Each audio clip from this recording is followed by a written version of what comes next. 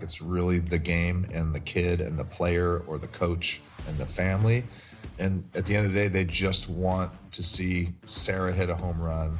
That's Lonie Paxton, a 3-time Super Bowl champion with the New England Patriots, who also spent 7 years at GoPro, helping them make the leap from individual adventure to the world of team sports.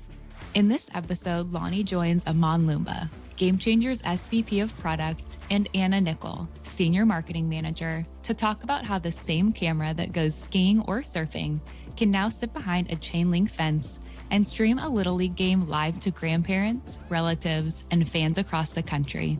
Together, they explore the evolution of video capture, the power of perspective, and how this tiny action cam is helping players, coaches, and parents stay more connected to the game than ever before.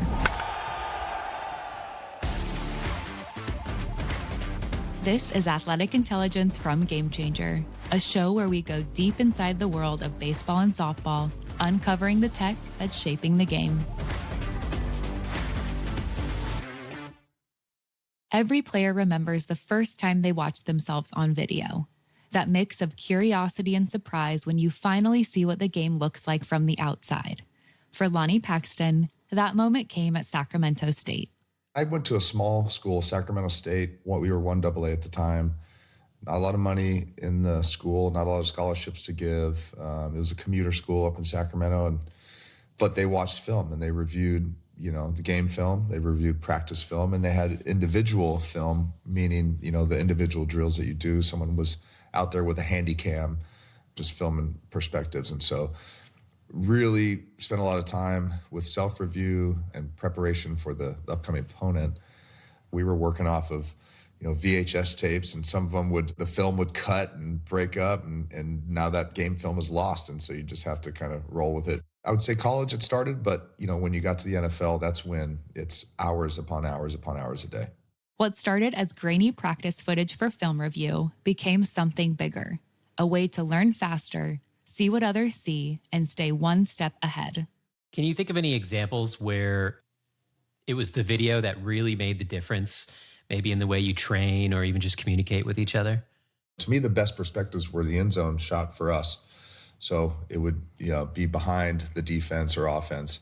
You could see the spacing. You could see your actual footwork and steps. You could see the gaps that the guys would shoot. You could see kind of the flow of the block if it's a double team or a man-on-man block. And so that would always help me adjust footwork, adjust hand placement, adjust timing. Then when I got to the pros, it just only became footage of long snapping, whether I'm watching the opponent or watching myself in practice. And so that's when you would really see some of your tendencies that other teams are looking at. So whether it was the way I would move my hands right before I'd snap the ball, or sometimes I'd wiggle my butt a little bit, that they knew the snap was about to come. So all these tendencies I tried to self-scout myself, so that knowing what the other team might be looking at could help me get ahead of that. Mm-hmm. You're trying to watch and see exactly what your opponent sees, so you know what kind of decisions they might be making. Yeah, or obviously watching them and figuring out, what they've done to other guys in the past, and get ready for it. If they're going to try and run you over, they're going to try and run around you, they're going to try to ear hole you, they're going to try to hold you, and everyone in between. On youth fields today, video serves the same purpose. It helps players see themselves the way others do. The small cues, the moments of hesitation or confidence they might never feel in the game. And that view from the outside can be what turns awareness into growth. It sounds like video has played a major role in not only your development, but also your competitive edge, and figuring out, how can I level up? How can I outsmart? How can I play chess against the other team in a very specific role? So that makes me think, maybe when you heard about GoPro, you said, wow, there are so many places I can see this show up. Was that true for you? Did you find that you could imagine all the use cases in that team sports space? When I first got to the NFL, I'm a Southern California kid. I got some tattoos. I drive a big truck, and I'm a long snapper, so I have this unique kind of position on the team. And I was always ingrained with the brands, and so I was probably the first Red Bull ambassador in team sports. That's where I met Paul Crandall, who Paul Crandall went on to be the vice president of GoPro. So I think this happened in like 2011. And by that time I was at the Denver Broncos. And I remember seeing an article in Sports Illustrated about the POV perspective. And they were talking about like the quarterback's perspective. And right around that time, he took the job and I called him. I said, hey, man, I got some ideas that I feel like could be pretty impactful for GoPro. I'm in my 12th year, this ain't gonna last forever. So maybe there's a way that I can just talk to you about a role or something. And, he's like, well, I can't give you a job. I was like, I don't want you to give me a job. Just, I'll fly myself down and just put me in the room with the vice president of marketing, with the owner, with the, CTO. And so I kind of paid my way to go have meetings with those people before I was even an employee. Started talking about coaching perspectives, fan perspectives, off-field lifestyle perspectives, how you can really leverage this content for self-improvement, for bringing the fan closer, for things that fans don't normally see from long lens cameras, whether it's in the field of play or off the field. Inside GoPro, Lonie embraced the challenge of bringing a product originally designed for individual action sports into the world of team sports. Team sports were a new vertical for the brand, one where he could draw directly from his own experience as a professional athlete. It was no longer about catching the craziest shot, but about capturing the game itself and helping people understand how to use the camera to do it well. It was education of where to use your GoPro. Everyone's so used to the Handycam that has zoom, or they're used to a reactionary out of the pocket, turn it on and go. GoPros were not your zoom, and there needed to be a little bit more forethought into what shot you're going to get and how you're going to mount it. If you're going to get that shot, what settings to run it in. And then back then we didn't have a really good functional app. So use of content was always tricky. So once the app got better and was, it became like an ally to us. It's the same as the phone. The phone for the longest time was an enemy, but then we kind of made it this companion that you needed because of the app and controlling and changing the settings via Bluetooth and all those things. Yeah, it's tough to compete with the phone. Makes more sense to work with it because no one's putting the phone down. Everybody's got one no matter what, right? Yeah, they just, from a GoPro's perspective, you don't want to put it in these like dangerous situations.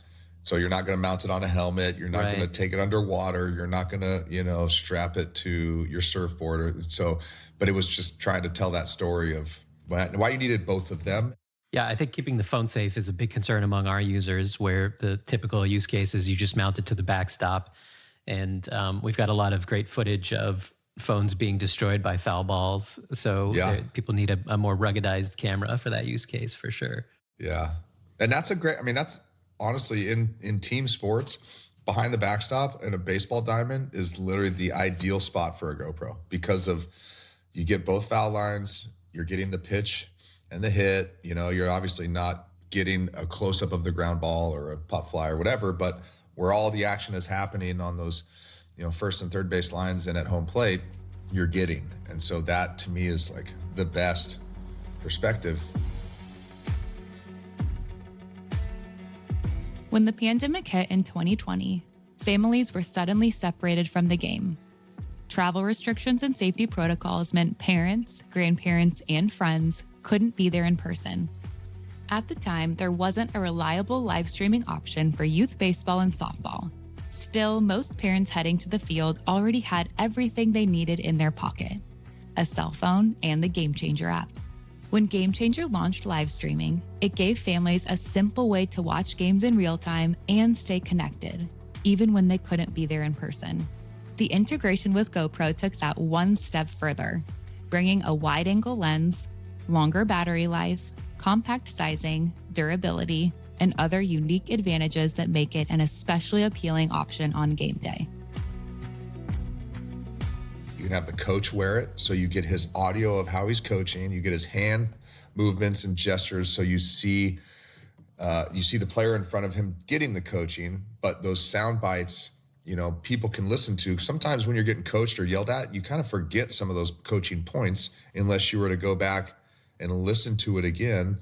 And sometimes the coach maybe didn't say it the right way, and he can almost self-review himself of like, oh, actually, I would have coached it differently. Then there was a behind the line end zone type perspective, but from a close-up shot, when you're in practice, you're much closer. So it's this up above angle. And then it was the POV perspective of the player. So side of the helmet on a quarterback, side of the helmet on a defensive player. And then they flip-flop. They watch each other's film. So they see, the quarterback sees what the linebacker's looking at. The linebacker sees what the quarterback's looking at. You're giving me so many ideas as a coach right now. So I coach softball, specifically pitchers. And what you just said clicked for me as like a personalized tutorial. There are so many times where I review video and then go to the athlete and we review it together, but it's post, right? So like I'm videoing and then we're talking about it after, and she doesn't necessarily have those two things married.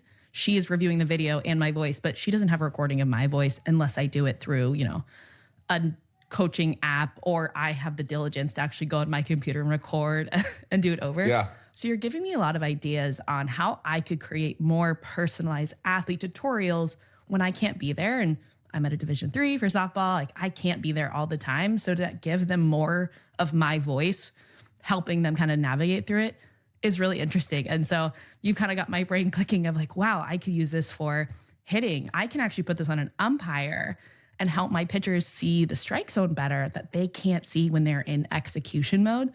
So many applications that are clicking for me as a coach. And I'm sure parents also see that avenue of like, I want my kid to see what everyone else is seeing.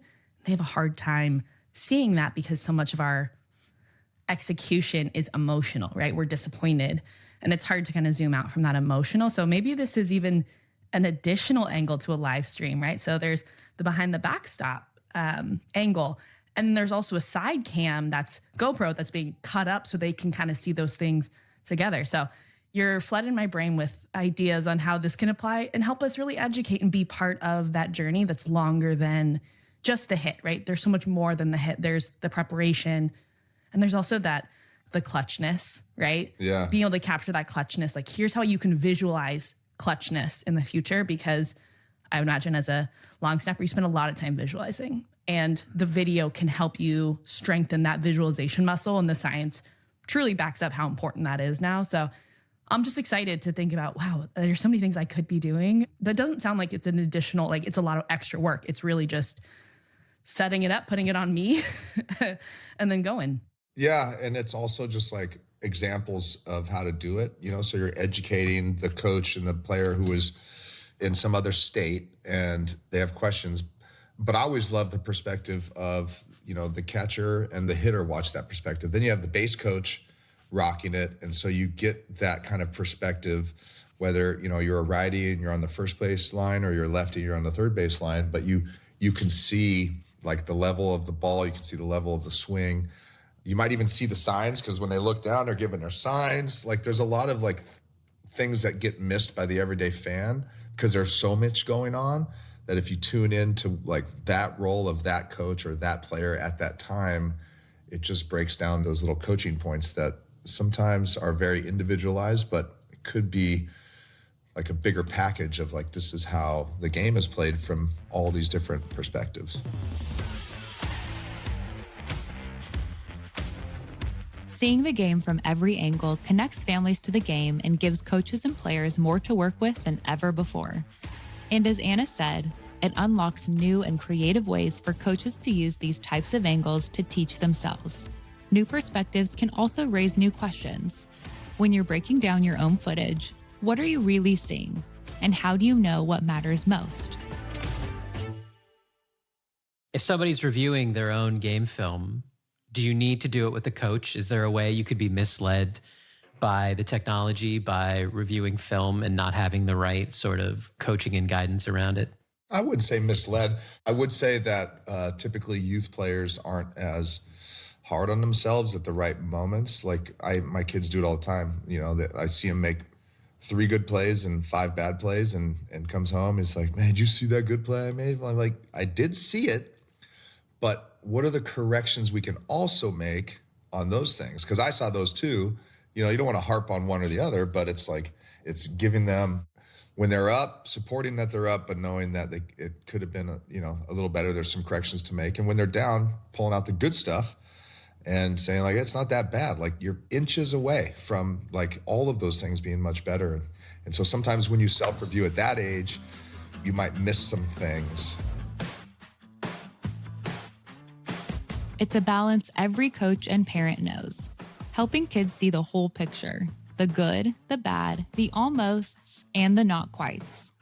Perspective is what turns feedback into growth. The ability to zoom out and help young players understand why it matters and what comes next. And for families who can't always be there in person, live streaming makes that perspective possible too, keeping them connected to the game and to the people they love who play it. As technology continues to evolve, that connection will only deepen, giving players new ways to learn, coaches new ways to teach, and families new ways to share the experience of the game.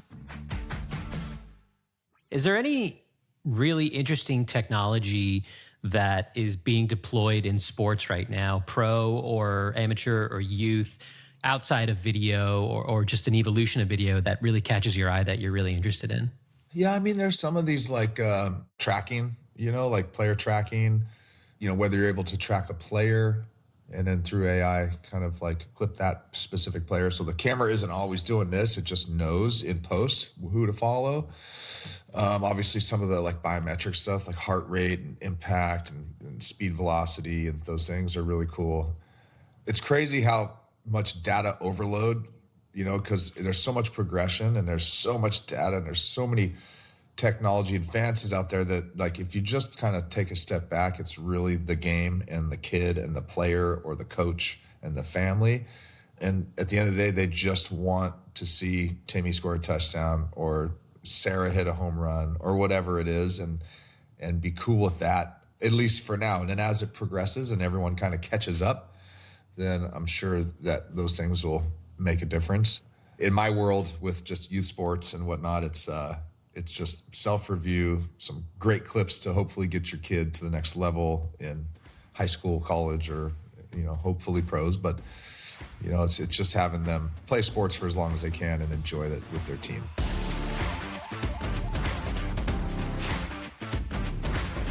It's a reminder that for all the progress in technology, the cameras, the data, the live streams, the heart of the game hasn't changed. It's still about the people on the field and the families cheering them on. From the first handycam on the sidelines to the GoPros behind backstops today, technology has changed the way we experience youth sports. But as Lonie reminded us, it's never been just about the footage. It's about what we do with it, how we use it to learn, to connect, and to see the game and each other a little more clearly. This has been Athletic Intelligence from GameChanger. If you enjoyed this episode, be sure to follow, rate, and share it. I hope you'll join us next time as we continue to uncover the tech that's shaping the game.